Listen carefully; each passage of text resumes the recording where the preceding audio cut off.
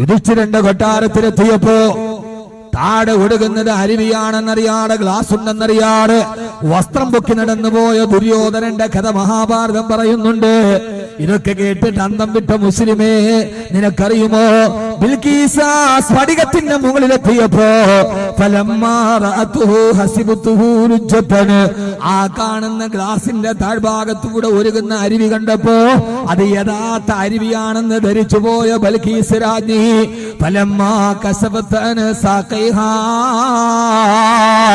അരുവിയിലോട്ടിറങ്ങാൻ വേണ്ടി അവളുടെ വസ്ത്രം ഇങ്ങനെ കണങ്കാലിൽ നിന്ന് പൊക്കി. ഖുർആൻ സൂറത്തുൽ നംൽ ഫലമ്മാ കശഫത് സാഖൈഹാ, ആ വസ്ത്രാന്തരം നിന്റെ കാൽമുട്ടിൽ നിന്ന് പൊക്കിയപ്പോ എന്നിട്ട് നേരെ കാലെടുത്തു വെക്കുമ്പോ അപ്പോഴാണിത് ഗ്ലാസാന്ന് മനസ്സിലായത്. മറുഭാഗത്ത് നിന്ന് സുലൈമാൻ നബി പറഞ്ഞു, ബിൽക്കീസേ അത് അരുവിയല്ല, ഖാല ഇന്നഹു സർഹും മുമറദും മിൻ ഖവാരീർ, അത് ഗ്ലാസിന്റെ താഴ്ഭാഗത്തു കൂടി കൃത്രിമ അരുവി ഒഴുകുന്നതാണെന്ന് മഹാനായ നബിയുല്ലാഹി സുലൈമാൻ. ഖുർആൻ പറയാ, ആ ഗ്ലാസ് കണ്ടപ്പോ ഗ്ലാസാന്ന് മനസ്സിലായില്ല, അരുവിയാന്ന് കരുതി. ബൽക്കീസ് ഫലമ്മ കശഫത്ത് അൻ സാഖൈഹാ, തന്റെ വസ്ത്രം ഇങ്ങനെ പൊക്കി. എന്നിട്ട് അരുവി ചവിട്ടാൻ പോയപ്പോഴാണ് ഗ്ലാസുമേ ചവിട്ടിയത്.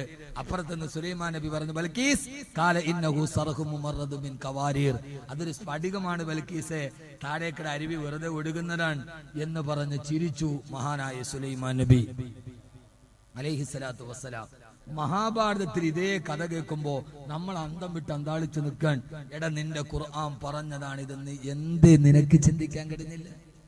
എന്തേ നിനക്ക് പറയാൻ കഴിഞ്ഞില്ല? അള്ളാഹു ഖുർആനിലൂടെ പഠിക്കാൻ, അവന്റെ മൂസത്തിനെ പഠിക്കാൻ, അവന്റെ കലാമിനെ പഠിക്കാൻ അള്ളാഹു നമുക്ക് തൗഫീക്ക് നൽകി അനുഗ്രഹിക്കട്ടെ. അള്ളാഹു നമുക്ക് തൗഫീക്ക് നൽകി അനുഗ്രഹിക്കട്ടെ.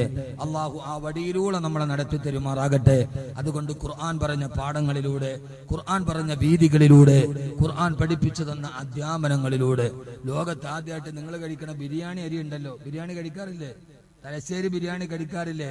അതിന്റെ ചെറിയ ബസ്മതി അരി ഉണ്ടല്ലോ, ആ അരിയെ കുറിച്ച് ആദ്യം പറഞ്ഞു തന്നാരാ? ആരാ പറഞ്ഞെന്ന്? ഖുർആൻ. എവിടെ? ചുമ്മാ പറഞ്ഞാ പോരാ, എവിടെ നിങ്ങൾ പറയണം. ഇനിയിപ്പോ നിങ്ങൾക്ക് ഇതിനേക്കാൾ സന്തോഷമുള്ള വർത്താനുണ്ട്, ബിരിയാണി അരി കഴിക്കാന്ന് പോലും.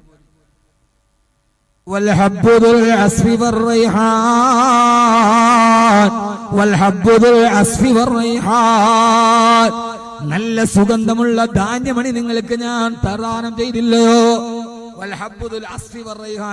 സുഗന്ധമുള്ള ധാന്യമണി, ആ സുഗന്ധമുള്ള ധാന്യമണിയാണ് ബസ്മതി അരി. അതിപ്പോ വേവിച്ചാലും വേവിച്ചില്ലെങ്കിൽ അതിനൊരു സുഗന്ധമുണ്ട്. അത് വേവിച്ചാലും ഒരു സുഗന്ധമുണ്ട്, വേവിച്ചില്ലെങ്കിലും. ബിരിയാണി അരിക്ക്, ബസ്മതി റൈസിന് ഒരു സുഗന്ധമുണ്ട്.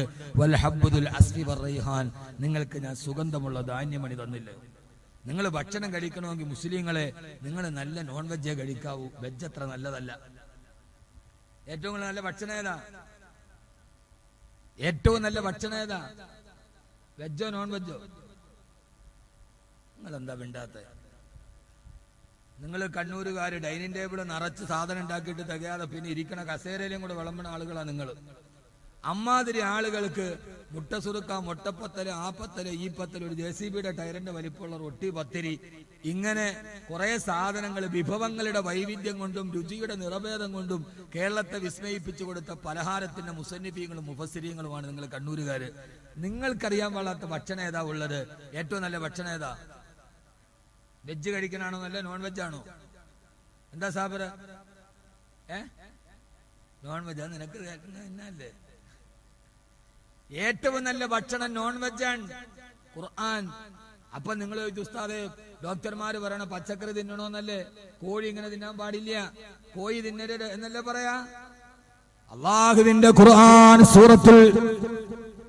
സൂറത്തുൽ അറാഫ് ഖുർആൻ പറയുകയാണ്, മൂസാ നബിയുടെ സമൂഹത്തിന് അല്ലാഹു വഅൻസൽനാ അലൈക്കുമുൽ മന്ന വസ്സൽവാ, അവർക്ക് ഞാൻ മണ്ണും സെൽവയും അവതരിപ്പിച്ചു കൊടുത്തു എന്ന് പറഞ്ഞാൽ കട്ടിത്തേനും കാടപ്പക്ഷിയുടെ ഇറച്ചിയും കൊടുത്തപ്പോ ബനു ഇസ്രായേൽ മൂസാ നബിയോട് പറഞ്ഞു, മൂസാ നബിയെ ഇത് തിന്ന് ഞങ്ങൾ മടുത്തുപോയി, അതുകൊണ്ട്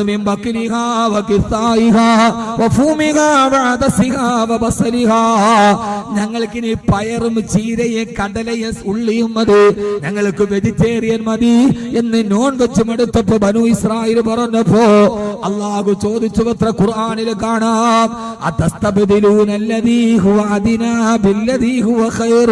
ഏറ്റവും നല്ല ഭക്ഷണം നിങ്ങൾക്ക് നൽകിയിട്ട് ഏറ്റവും മോശം ഭക്ഷണത്തെ നിങ്ങൾ തിരഞ്ഞെടുക്കുകയാണോ? സുന്ദരമായ കാടപ്പക്ഷിയുടെ ഇറച്ചി തന്നിട്ട് നിങ്ങൾ വെജിറ്റേറിയൻ സവാളയും ഉള്ളിയും മതി എന്ന് നിങ്ങൾ എന്നോട് ചോദിക്കുകയാണോ? അപ്പൊ ഏറ്റവും നല്ല ഭക്ഷണം നോൺ വെജാണ് എന്ന് ഖുർആൻ. അള്ളാഹു തൗഫീഖ് നൽകട്ടെ. ചിന്തിക്ക് മനുഷ്യന്മാരെ, ഞാൻ ആട്ടും ആഖിറും അല്ല പറയണത്, ഏറ്റവും നല്ല ഭക്ഷണം നോൺ വെജാണ്. അപ്പൊ പിന്നെ ഡോക്ടർ കടിക്കരുതെന്ന് പറഞ്ഞത് ഈ 40 ദിവസം കൊണ്ട് പ്രസവവും കുളിയും മരണവും എല്ലാം കഴിഞ്ഞ ബ്ലോക്ക് കോഴി കടിക്കുന്നത് കൊണ്ടാണ്. നല്ല നാടൻ കോഴി കഴിച്ചു നോക്ക്, ഒരു കുഴപ്പമില്ല. നമ്മുടെ വയസ്സായ ആളുകൾ നോക്ക്, അവർ ഈ ഹോർമോൺ കുത്തിവെക്കാത്ത നാടൻ കോഴി തിന്നതിന്റെ ഉശിരാണ് അവർക്ക്. നമ്മൾ ഈ ബ്ലോക്ക് കോഴി തിന്നപ്പോ നമ്മൾ അതുമാതിരി ആയി പോയിന്നേ ഉള്ളൂ. നല്ല ഭക്ഷണം, നല്ല നോൺ വെജ് കഴിച്ചാൽ ഒരു പ്രശ്നമില്ല, ഒരു പ്രശ്നവുമില്ല. ഇങ്ങനെ ഭക്ഷണം, സംസ്കാരം ഒക്കെ പഠിപ്പിച്ചു കൊടുത്ത അള്ളാഹുവിന്റെ വിശുദ്ധമായ ഖുർആൻ, ആ ഖുർആനെ നമ്മളൊരു റെഫറൻസ് ഗ്രന്ഥമാക്കണം. എന്നിട്ട് ആ ഖുർആൻ പഠിക്കാൻ നമുക്ക് കഴിയണം. അള്ളാഹു തൗഫീഖ് നൽകട്ടെ, അള്ളാഹു തൗഫീഖ് നൽകട്ടെ, അള്ളാഹു തൗഫീഖ് നൽകട്ടെ. ഈ ഖുർആൻ പഠിക്കാൻ നമുക്കുണ്ടായ തടസ്സം എന്താണ്? ഈ ഖുർആനെ കുറിച്ച് ചിന്തിക്കാൻ നമുക്കുണ്ടായ തടസ്സം എന്താണ്? ആ തടസ്സവും കൂടെ പറഞ്ഞിട്ട് ഇൻഷാ അല്ലാഹ് നമുക്ക് ഈ സദസ്സിൽ നമ്മൾ പഠിക്കേണ്ടത് അതാണ്. അള്ളാഹു തൗഫീഖ് നൽകട്ടെ. അതുകൊണ്ട് പറയട്ടെ, സമയായോ? സമയായോ?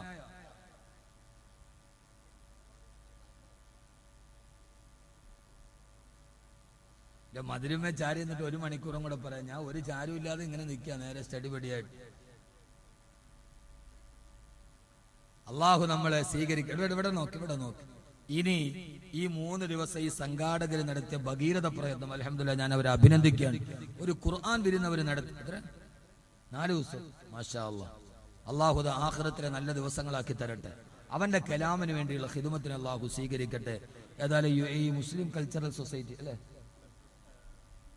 മുസ്ലിം യൂത്ത് സെന്റർ, അവർ ഇദം പ്രഥമമായി ഇങ്ങനെ ഒരു വേറിട്ട വഴിയിലൂടെ ചിന്തിച്ചത് വളരെയേറെ അഭിനന്ദനീയമാണ്.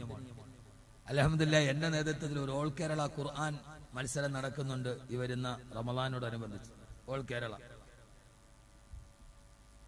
ദുബൈയിൽ എൻ്റെ ഒരു സുഹൃത്തുണ്ട്, തമാം ഗ്രൂപ്പിന്റെ MD, അവരാണത് ഒറ്റയ്ക്ക് സ്പോൺസർ ചെയ്ത് നടത്തുന്നത്.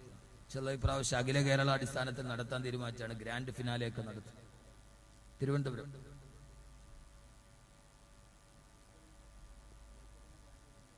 കോഴിക്കോടല്ലേ, അത് ഇങ്ങോട്ട് മാറ്റിയതാണ്. ആദ്യം കോഴിക്കോടാണ് പ്ലാൻ ചെയ്തത്, അല്ലേ? പിന്നെയാണ് കൗവായിലേക്ക് ആക്കിയത്. 2 പ്രാവശ്യം ഞാനുമായിട്ട് ബന്ധപ്പെടുകയും ഉപദേശ നിർദ്ദേശങ്ങളൊക്കെ അവർ ചോദിക്കുകയും ചെയ്തത് ഒരു സംഘാടകർ എന്ന രീതിയിൽ അവരുടെ ആ വിനയത്തെ ഞാൻ അപ്രിഷിയേറ്റ് ചെയ്യുന്നു. 2 പരിപാടിയിൽ ഞാനുമായി ബന്ധപ്പെടുകയും ഉപദേശ നിർദ്ദേശങ്ങളൊക്കെ ചോദിക്കുകയും ഒക്കെ ചെയ്ത സംഘാടകരുടെ ഒരു സംഘാടക വൈദഗ്ധ്യത്തെ ഞാൻ പൂർണ്ണമായി അഭിനന്ദിക്കുകയാണ്. അള്ളാഹു നമുക്ക് ഇതൊക്കെ നടത്താൻ തൗഫീക്ക് നൽകട്ടെ. അള്ളാഹു ഇങ്ങനെ ചിന്തിക്കാൻ തൗഫീക്ക് നൽകട്ടെ. ഇനി ഖുർആനിന്റെ പ്രചാരകമായി നമ്മൾ മാറണം. ചിന്തകൻ പറഞ്ഞതുപോലെ ഏറ്റവും നല്ല ഒരു സാധനം hand of A bad salesman, ഏറ്റവും മോശമായ സെയിൽസ്മാന്റെ കയ്യിൽ കിട്ടിയതാണ് ഖുർആൻ. ഇംഗ്ലീഷ് ചിന്തകന്റെ വാക്കാണ് hand of A bad salesman. ഏറ്റവും നല്ല പ്രൊഡക്റ്റ് കിട്ടിയത് ഏറ്റവും മോശം സെയിൽസ്മാന്റെ കയ്യിലാണ്. അവന് വിറ്റഴിക്കാൻ പറ്റൂലല്ലോ. ഖുർആൻ എന്ന അമൂല്യമായ ഗ്രന്ഥം അത് കിട്ടിയത് നമ്മുടെ കയ്യിലായി പോയി. നമ്മൾ ബാഡ് സെയിൽസ്മാനാണ്. ക്രിസ്ത്യാനികൾ അച്ഛന്മാരെ കണ്ടില്ലേ, പെന്തക്കോസ് പാസ്റ്റർമാരെ, അവരങ്ങാടിയിൽ ആര് കേൾക്കുന്നോ ഇല്ലയോ എന്നൊന്നും വിഷയമല്ല.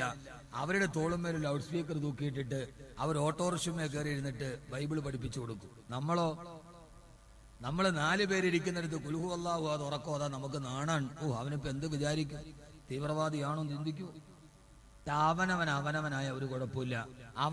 അവനവനല്ലാത്തതാകുമ്പോഴാണ് പ്രശ്നമാകുന്നത്. നമുക്ക് പേടിയാണ്. ഖുർആൻ പഠിപ്പിക്കാൻ വന്നിരിക്കുന്നു. അള്ളാഹു നമുക്ക് ബോധം തരട്ടെ.